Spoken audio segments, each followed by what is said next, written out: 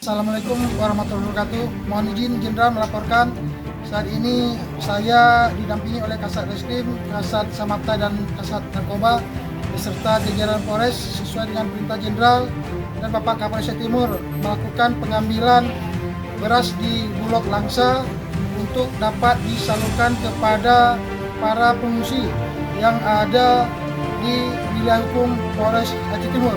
Dan sesuai dengan perintah Bapak Kapolda, kami akan menyalurkan 500 kilo beras untuk lapas ID dan 1 ton untuk personil Polres Aceh Timur yang terkena banjir di wilayah hukum Polres Aceh Timur. Mohon izin Komandan, itu saja yang dapat kami laporkan. Selamat sore.